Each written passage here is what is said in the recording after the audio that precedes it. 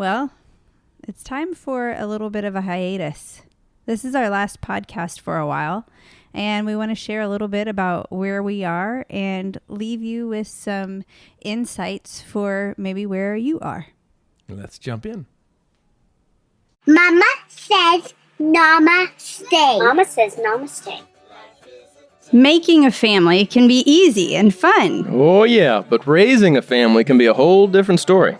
From spouses to kids to the crazy daily grind, life often directs us away from connection and more into reactive chaos. If you're tired of that cycle and are seeking something beyond the picket fence blues, this is the show for you. I'm Ashley. And I'm Nathan. And we're here to take you from chaos to clarity by bringing awareness and intention into your home, not waiting for one day, and highlighting how the uniqueness in each of us strengthens all of us.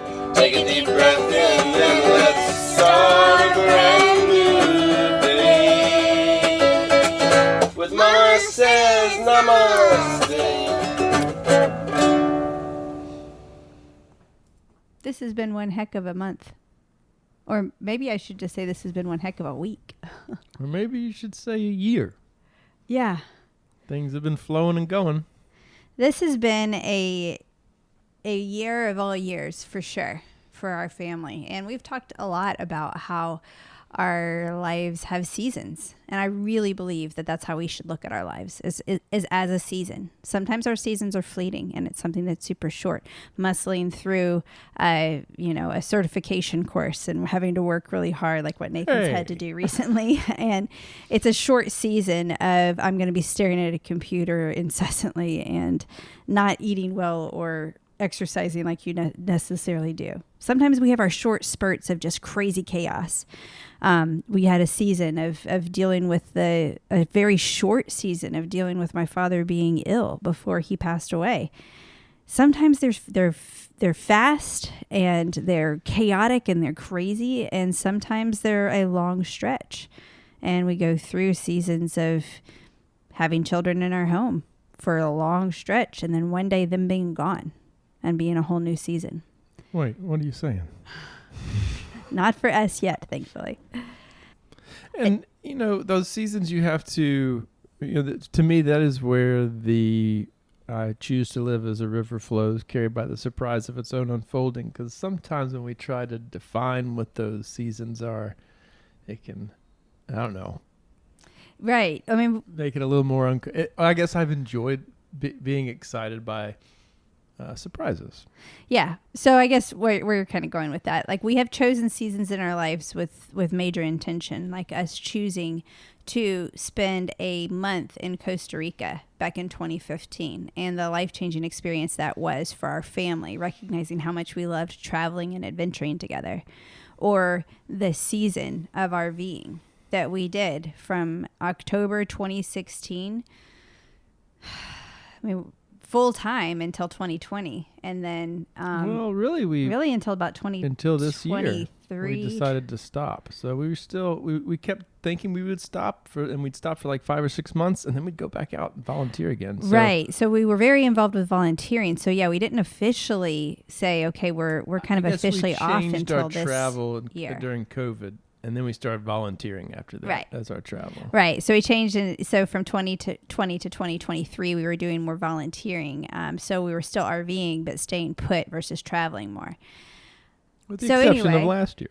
Yeah. And then last year we hit the road and we traveled again. And we've had all these these seasons of intentionality, but also amidst it, we've been thrown into a different season that was not, it was not in our desire, yet again, when we live as the river flows, we found beauty in the current.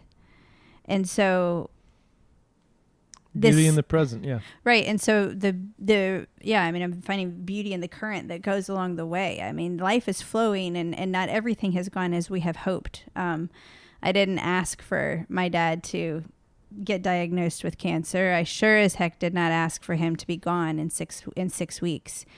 I didn't plan at the beginning of this year to be looking at pulling back from 48 days or from Mama Says Namaste and everything else. Yet when the figurehead of 48 days, when my father passes, it shifted the focus of 48 days.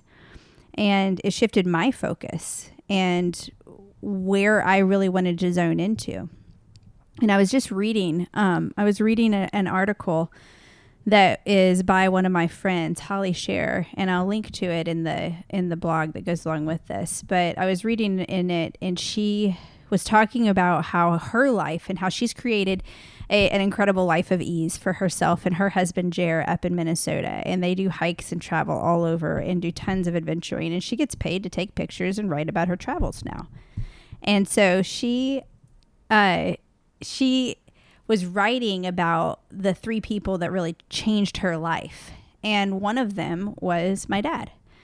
And what she talked about with Dad and what the biggest focus was that success was not just seen in the bank account and the job status, but that success was in pursuing so many different areas of our lives. And I think that's where I'm really feeling like that's my season right now. I have had a lot of years of being focused on work and still, in family as well, for sure. But having 48 days, and Mama says Namaste, as a part of that, of my constant week, of every week, hopping in and writing blog posts and being online and having the online world access. And I've done that for a really long time. And we're in a season right now where we're looking at creating something new with my mom as we look at new plans together and what we may cultivate and create as we look at a season where we're going to be living a lot closer together. And in that time, I'm excited about the things that I can create in the physical world right here, not online, but plants. It's funny, plants being the thing, because I keep seeing, like I saw a meme that like our generation's midlife crisis, like it used to be fancy cars or cheating on your spouse, and now it's plants. It's like obsessively getting plants, and I see so many 40-somethings that's what they're doing right now. That's plants. Interesting. You did that this year. Yeah, I did. We came back to the house and we inundated our house with plants that we hadn't been able to have on the road. So, so we're looking at a new season, and I'm looking at literally growing and cultivating with plants and animals and everything else in an area here in Sarasota, and enjoying what we've got here. So that was a really long ramble to just talk about the fact that we have these different seasons in our lives, and we're facing a new season. And so as we were going into this, and I started to have a little bit of hesitation about, well, what do we want to talk about this week? Just got Nathan and me talking about maybe this is a time for a little bit of a break. Yeah. I mean, we have really gone for a number of years pretty solid and consistently, and haven't really given ourselves much of an opportunity just to breathe and take a break from, the constant, interaction, which I've enjoyed. But I guess we feel like in some ways I feel like we're revisiting a lot of the same topics over and over again. So we just thought we'd take a little minute and take a break for a little while, see what comes in over those couple months and what comes into our hearts, and then go from there. We're at this is episode 344. We talked about making it, rounding it out to a solid 365 and having 365 episodes for a full, robust, intentional family year. And so we're stewing on ideas. We may come back and do a series and do something that's more focused with this focus series. And we'd love to hear your input on what things you want to hear. I'm thrilled that at this point I have 344 episodes curated of both blogs and podcasts that we can share with people when they're struggling with things. And when they say to me, hey, I don't know how to, help my teenager learn how to adult. And hey, I'm struggling with my child that doesn't know how to read. And hey, I'm struggling because our marriage has taken a back seat, or this child is bouncing off the walls. And we have resources. We have free content that we can share with you. So we want to continue to have that available to you during this time. And I still will send out emails periodically, just letting people know updates or maybe sharing a refresher on one of the podcasts that are out there. But we're going to take a break and we're going to focus in on some big changes in our family. We're super excited. We have 3 new additions in our family right now. Oh, yeah. And we are so Keep stacking excited about it. Yes. First off, we are official foster failures. We have shared before that we foster cats, and we have been fostering kittens for 2 years now. We've done it. So let's see, 18, 19, 20, 21, 22, 23, 24, 25. We've had like 28 kittens that have come through. And one of those... I've had to say no 28 times. And one of those times, he just didn't say no. He tried. He protested. But having a 17-year-old daughter who's extremely responsible and has every intention of adopting said cat and taking it makes it a little bit harder for us to have an argument for it.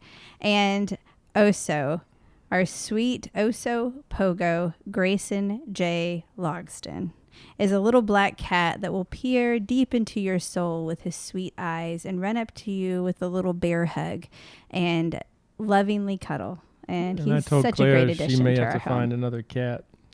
Because you don't want to give this one up. I just walked in before we started recording this episode to see him holding Oso in a little baby cradle hold, and just they're looking in each other's eyes while Oso's dozing off. So, yes, so we have a new little black kitten into our house, which makes a total of 3 cats in our home, while we have 4 feral foster kittens outside that we're working. What was that again? Feral 4 foster feral? kittens. 4 yes, feral that we are working to rehabilitate to be a little bit more friendly for adoption so that those can be adopted out. And my mother just got a cat, and I have to say her name of Kitty Scarlet is pretty cute. It is cute.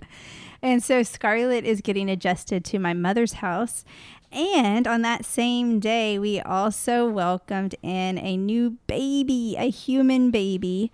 Our niece and nephew had their first baby boy, and he is right here in the area as well. And we are so excited to get to see him soon. He was born on the 4th. So my birthday is June 2nd, Nathan's is June 3rd, and baby Ezra's is June 4th. So we've got a lot of birthday celebrations. I'm very excited for them. Yeah, that makes a total of 6 birthdays and 1 anniversary in June for our families. Just to make things easy. See, I wanted it all in June. Yeah, there we go.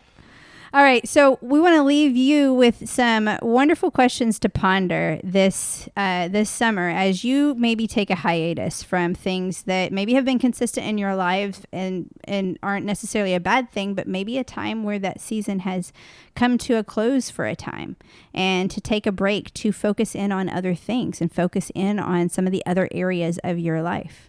We're excited to focus in on family.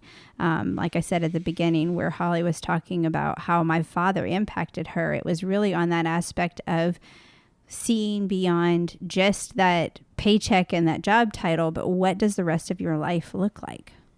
So, taken from Holly's blog post, here are some questions to ponder. What do you value? What are the most important aspects of your life?